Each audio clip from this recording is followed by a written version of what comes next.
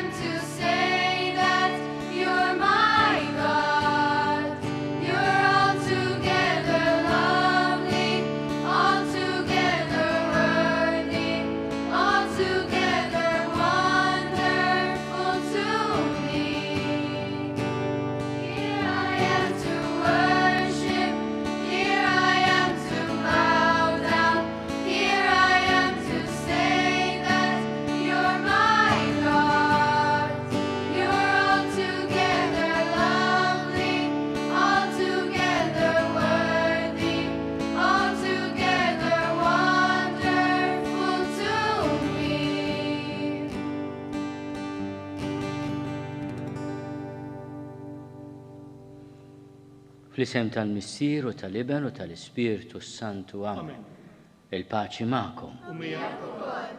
Qed nieħu pjaċir ħafna li qed nagħmel il-qudiesa llum mill-iskola ta' St. Dorothy's u hawnhekk għandi l-istudenti is-seniors. Nawguralkom ħafna l-futur, nitolbu ħafna likom u f'din il-qudiesa nitolbu għall-istudenti kollha tagħna. Għanna fil-pajis għanna l-iskejl tal-istat, l-iskejl tal-knisja, l-iskejl indipendenti, eluf ta' żgħażagħ li qegħdin jiffurmaw ruhom u allura nitolbu ħafna għalikom, għall-istaff, għat-teachers, għal kull min jaħdem fil-qasam edukattiv. Illum qegħdin nagħmlu l-festa tal-preżentazzjoni tal-Verġni Mqazza Marija xi tfisser. Qegħdin infakru lil Madonna miċ-ċokon kienet totalment ta' Alla. Bħalma aħna totalment ta' Alla bil-mamudija tagħna. Ejjew nitolbu maħfra l-Alla bħalissa ta' kemm il-darba dbedna minn Alla li jħobbna u jħenna lina dejjem. Mulej ħnina. Mulej ħnina. Kristu ħnina. Kristu ħnina. Mulej ħnina. Mulej ħnina. Jħenna lina Alla li jista' kollox jaffrinna dnubitna u jwassalna għal ħajja ta' dejjem. Amen. Nitolbu. Mulej qegħdin nagħtu ġieħ lill-Verġni Mqazza Marija aħna u niċċelebraw it-tifkira glorjuża tagħha. Bit-talb tagħha milli aħna wkoll nieħdu bħala mill-milja tal-grazzja tiegħek. Bibnek Ġesu Kristu Sidna li walla u miegħek jgħixu jsaltan flimkien mal-Ispiritu Santu għal dejjem ta' dejjem. Amen.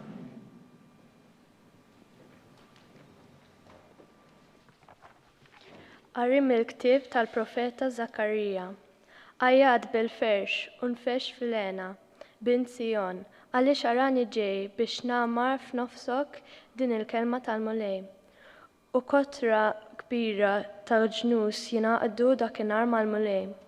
Huma jkunu l-poplu tiegħi u jien nagħmar f'nofsok. Imbagħad inti taraf li l-mulej tal-eżerċiti bagħtni għandek. U l-mulej jieħu lil Ġuda bħala sema mill-wirt fl-art imqazza u jerġa' jaħtar il-Ġerusalemm żommu skitt quddiem il-mulej intom il-ħajjin kollha għaxu stenbaħ mill-amara mqazza tiegħu. Il-kelma tal-mulej.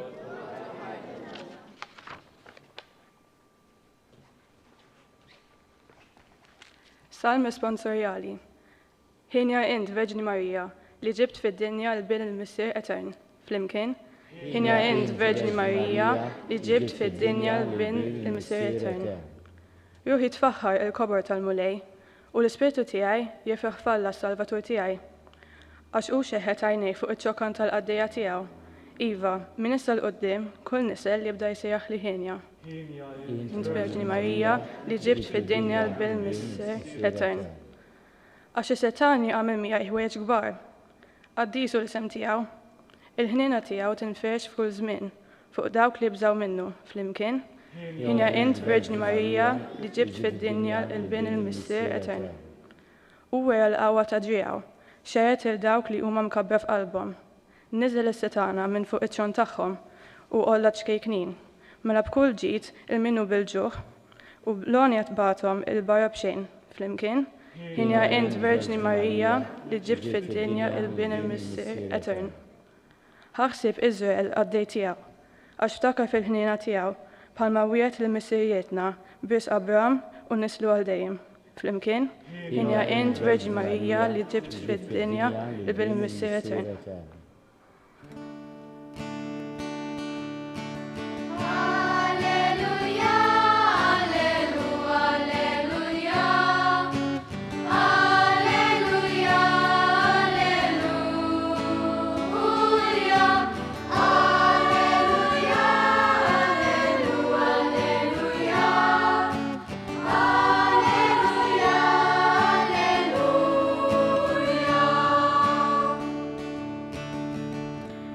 Ħinja dawk li jissemgħu il-kelma ta' Alla u jħarsuha.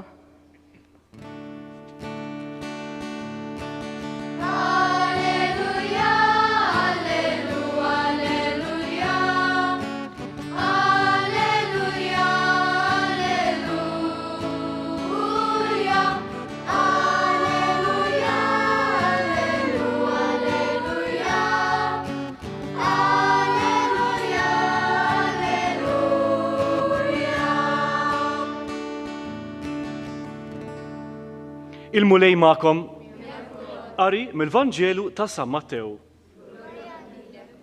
F'dak iż-żmien kif Ġesu kien qiegħed ikellem lin-nies, ġew ommu u ħutu waqfu barra u fittxew li jkellmuh. Xi ħadd qallu, ara, ommok u ħutek qegħdin barra, ifittxu li jkellmuk. Iżda hu wieġeb lil dak li kellmu u qallu, min hi ommi u min huma ħuti? Imbagħad mett idu lejn id-dixxipli tiegħu u qal, dawn ara huma ommi u ħuti. Għax kull min jagħmel ir-rieda ta' missieri li hu fis-smawiet, dak huwa ħija u oħti u ommi. Il-kelma tal-mulej tifħir lilek Kristu.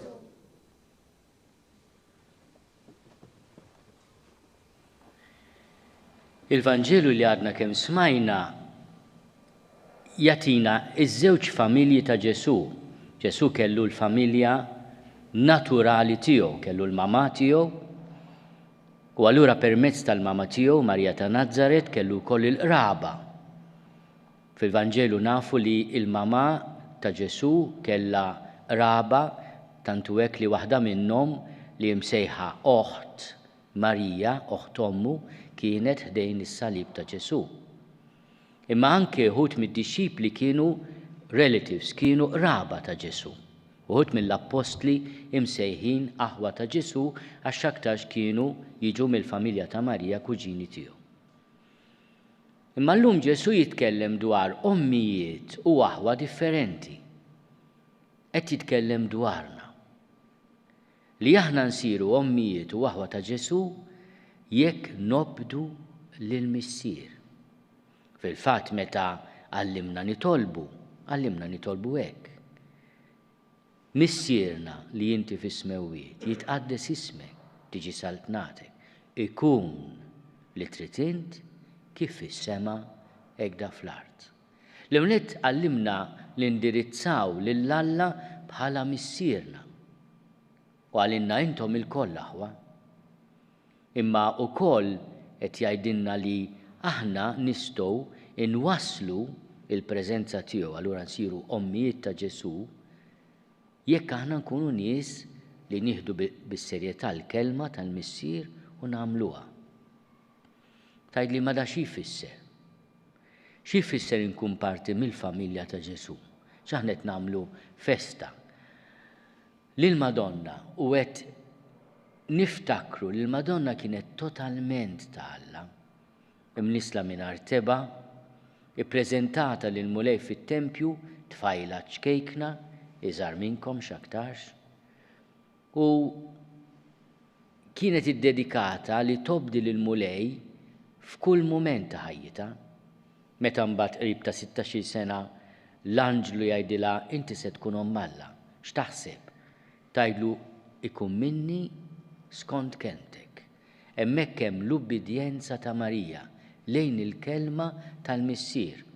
Allura waqt issir mamma ta' Ġesu fiżikament, għax tweldu, iġġorru fil-ġufa għal 9 xhur u tweldu, imma hija wkoll mamma tiegħu għax obdiet il-kelma tal-mulej. Aħna inwasslu l-preżenza ta' Ġesu fid-dinja jekk nobdu il-kelma ta' Alla. U Ġesu għalilna taf biex tinġabar dak kollu jixtieq Alla f'kelma waħda, imħabba. Kull jum ta' ħajjitna nistaqsu lil nfusna. Illum jien ħabbejt l-isħabi, lill-ġenituri tiegħi, lit-teachers, lill-ħbiebi ħabbejt, lill-foqra li ltqajt magħhom, lil xi ħadd li ċċettjajt miegħu fuq il-midja soċjali ħabbejt, jew inkella kont preżenza negattiva. Din hija l-mistoqsija importanti li n-nies li jridu jkunu parti mill-familja ta' Ġesu aħna jridu nistaqsu lil nfusna dejjem. Dak li qed nagħmel, dak li qed ngħid, dak li qed naħseb, ġej mill-imħabba, jew ġej mill-lejra, mir-rabja, mill-vendikazzjoni, jekk ġej minn hekk, daħħalt fija velenu li se joqtolni. Jekk imma nażel l-imħabba, se ngħix u min jagħmilha miegħi jgħix ukoll. L-għażla fidejna. Nitolbu lil Marija ta' Nażaret biex tgħinna. Sa jiena nixtieq li f'dan il-mument nitolbu ħafna l-interċessjoni ta' Marija, mod speċjali għal paċi. U xi ħadd minnkom f'isimkom se jippreżenta dawn it-talbiet lil mulej. Dear Lord, help us to be like Mary, the beautiful woman you chose as your mother. Help us to be ready to choose what is good at every moment, so that we will always do your will, as she did. Lord, hear us. Lord, graciously hear us. Dear Lord, we pray for young people all over the world. We think in a special way of those who cannot live a good life because they are poor or sick or the country is at war. Lord, hear us. Lord, graciously hear us. Dear Lord, we pray for all the people who are working to build peace and bring happiness to others. Give them the strength to continue their work and help us to be like them, doing our best to make the world a better place. Lord, hear us. Lord, graciously hear us. Dear Lord, we pray for all the people in our school, that we may be a loving community as you taught us. We also pray for all ex-students and ex-staff members. Please continue looking after them and guiding them. Lord, hear us. Lord, graciously hear us. Dear Lord, we pray for our Archbishop and all bishops and priests so that they may continue your work faithfully, even when things are difficult. Lord, hear us. Lord, graciously hear us. Ejjew nitolbu ħafna l-paċi fid-dinja u f'dan ix-xahar ta' Novembru nitolbu għal mejtin tagħna. Għatihom mulej il-mistrieħ ta' dejjem, id-dawl ta' dejjem, jistrieħu fis-sliem. Amen.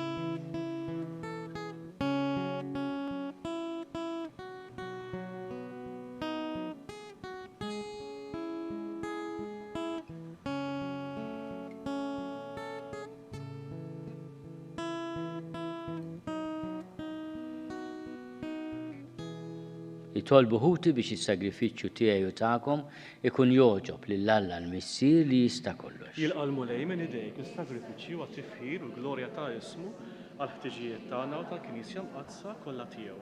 Ferħanin bil-festa ta' mibnek se nofrulek mulej is-sagrifiċċju ta' tifħir biex din il-qima qaddisa u l-grazzja tiegħek niksbu dejjem iżjed il-frott tal-fidwa tagħna bi Kristu Sidna. Amen. Il-mulej magħkom. U miegħek ukoll. Nerfgħu lubna l fuq. Nerfgħuhom lejn il-mulej. Niżuħaj il-mulej Alla tagħna. Ek sewwa u xieraq. Sewwa u xieraq tassew mulej missier qaddis Alla ta' dejjem li tista' kollox. Tajjeb u taġid tas-salvazzjoni tagħna li dejjem u kullimkien irrodulek ħajr. Unfaħruk inberkuk u nxandru l-kobor tiegħek fit-tifkira ta' Marija dejjem Verġni li nislet liben il-waħdini tiegħek bil-qawwa tal-Ispiritu Santu u bla ma tifset il-glorja ta' ġbubita tat lid-dinja d-dawl ta' dejjem Ġesu Kristu Sidna. Bih ifaħru l-kobor tiegħek l-anġli imuk id-dominazzjonijiet, jitredu qudiemek is-setat, il-kol ferħana jfaħruk ismewwiet ma' serafini u l-qawwiet tas-sema. Flimkien ma' tagħhom ilqa' nitolbuk it-tifħir tagħna waqt li bil-qima ntennulek. Qaddis, qaddis, qaddis, mulej Alla tal-eżerċiti, ismewtu l-art mimlija bil-glorja tiegħek, osanna fl-oli tas-smewwiet, imbirek minn ġej fisem il-mulej, osanna fl-oli tas-smewwiet. Qaddis tas-sewint mulej inti lajn ta' kull dusija. Qaddis għalhekk nitolbuk dawn l-offerti bil-barka tal-Ispiritu tiegħek biex isiru għalina l-ġisem u d-dem ta' Sidna Ġesu Kristu. Li meta kien se jingħata biex minn raj ħibati ħal-ħobs ratti l-ħajr qasam tal id-dixxipli tiegħu u qal: Ħudu u kulu l-kol minn dan, għax dan huwa ġismi li jingħata għalikom.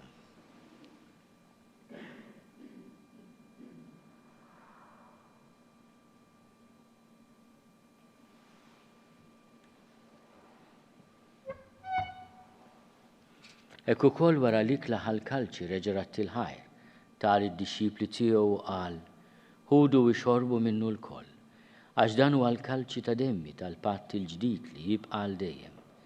Id-demm li jixxerret għalikom u għall-bnedmin kollha għall-maħfra tad-nubiet, għamlu dan tifkira tiegħi.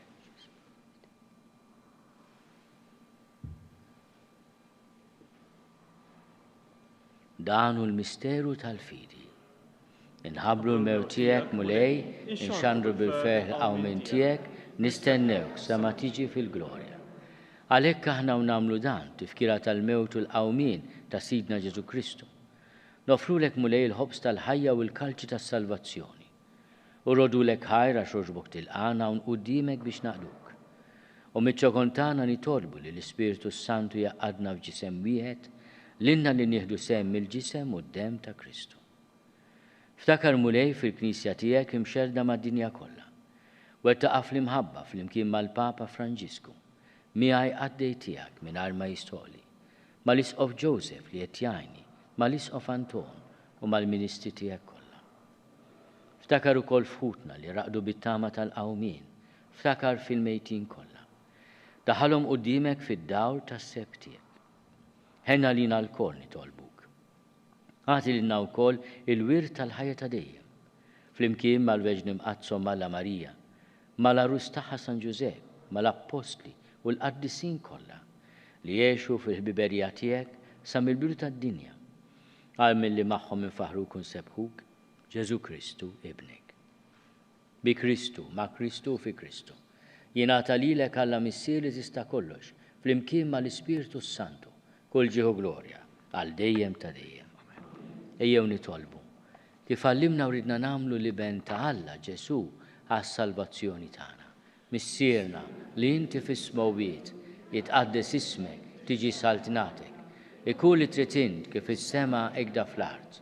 Ħobbsna ta' kuljum matina llum. Aħfrinna dnubietna palma naħfri l-minu ħati għalina. L daħalniex fit-tiġrib iżda eħlisna mid-deni.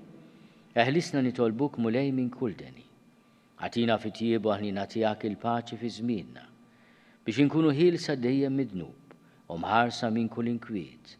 Aħna u nistennew u nittamaw ilejna u l-miġja tas-Salvatur tagħna Ġesu Kristu. Għax tiegħek hija saltna l-qawwa u l-glorja għal dejjem. Mulej Ġesu Kristu li għat lill-apostli tiegħek, inħallilkom is-slim nagħtikom is-slim tiegħi, la tħares lejn dnubietna. Iżda ħares lejn il-fidi tal-Knisja tiegħek. Għati jaslimu l-għaqda li jintrid fiha li tgħixu s-saltan għal dejjem ta' dejjem. Amen. Il-paċi tal-mulej tkun dejjem magħkom. U miegħek ukoll. Għatu l-paċi lil xulxin. Il-ġisem flimkien mad-dem ta' Sidna Ġesu Kristu jkunu jiswew lilna li se nitqarbnu bihom għal ħajja ta' dejjem. Ħaruf talla li tneħid nubiet tad-dinja ħenna lina. Ħaruf talla li tneħid nubiet tad-dinja ħenna lina. Ħaruf talla li tneħid nubiet tad-dinja għatina l-paċi. Mulej Ġesu Kristu bil-Alla l-ħaj. Bil-mewt tiegħek kif rid minnek il-missier u bil-ħidma tal-Ispiritu Santu, intajt il-ħajja lid-dinja. Dan il-ġisem u d-dem qaddis tiegħek, eħlisni miħtieti kollha u minn kull ħasen. Żomni dejjem fidi lejn il-kmandamenti tiegħek u tħallini qatt ninfiret minnek. Mulej Ġesu Kristu nitolbok li nitqarbina bil-ġisem u d-dem tiegħek. Ma tkunx il-kundanna tiegħi. Iżda ħnina tiegħek tuna li l-ħarsien u l-fejqan ta' ruħi u ġismi. Danu l-ħaruf ta' Alla, danu li neħid nubiet tad-dinja, ħennin dawk li huma mistiedna l-ikla tal-ħaruf. Mulej ma jistoqlix li tidħol taħt is-saqaf tiegħi, iżda biss kelma waħda u ruħi tkun infejqa.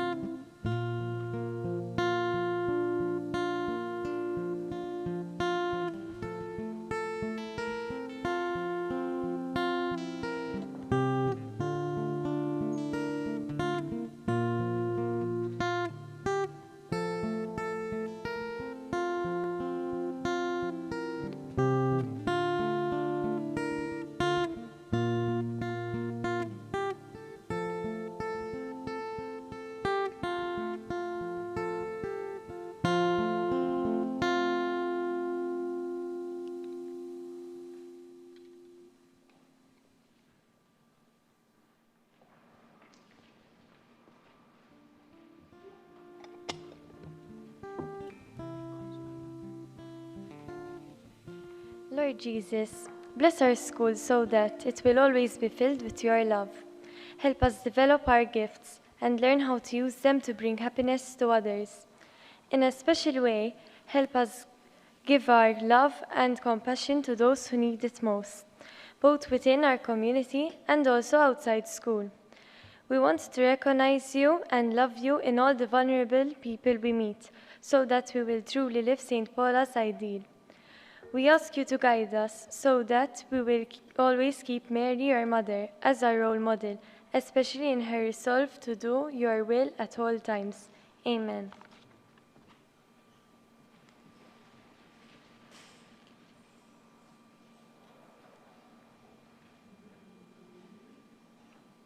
Nitolbu. Irċivejna mulej is-sagramenti tas-sema. Biċ-ċokontana nitolbuk biex ikun jistoqilna post fil-mejda tiegħek ta' dejjem. Aħna li bil-qima kollha qegħdin nagħmlu l-festa tal-Imqazza Verġni Marija bi Kristu Sidna. Amen. Il-mulej magħkom. U miegħek ukoll. Iberikkom Alla li jista' kollox, il-Missier u l-Iben u l-Ispiritu Santu. Amen.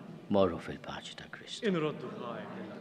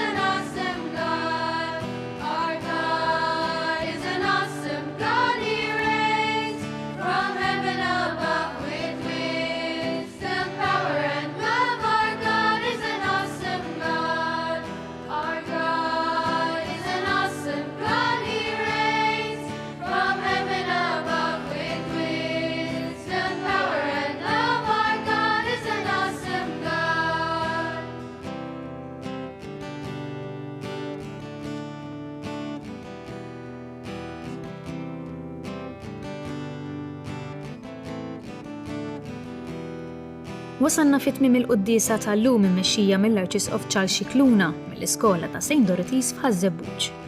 Nixtiequ ninfurmawkom li minn nhar it-tnejn li ġej 27 ta' Novembru sal-ħamis 30 ta' Novembru aktar minn 40 nisqof Ewropew se jkunu Malta sabiex jiddiskutu suġġetti importanti li jolqtu l-fidi nisranija fl-Ewropa, mod partikolari dwar kif il-Knisja fl-Ewropa tista' tkun sinodali. L-insara kollha huma mistiedna jipparteċipaw fil-qudies li se jsiru matul din il-laqgħa f'Malta sabiex flimkien niċċelebraw l-Ewkaristija bħala Knisja waħda. It-tnejn, il-quddiesa tal-ftuħ se ssir fil-Konkatedral ta' San Ġwan fis-6:30 ta' filgħaxija u titmexxa mill-Kardinal Mario Grech. L-għada tlieta, il-prefett tad-Dikasteru tal-Isqfijiet se jmexxi quddiesa fir-Rotunda tal-Mosta fis-6:30 ta' filgħaxija. L-erba' imbagħad 28 ta' Novembru l-Arċisqof Charles Scicluna se jmexxi quddiesa fil-Katedral tal-Imdina fis-6 ta' filgħaxija. Kulħadd mistieden jattendi. Grazzi tal-inaqgħadtu magħna. Nawguralkom il-kumplament tal-jum it-tajjeb.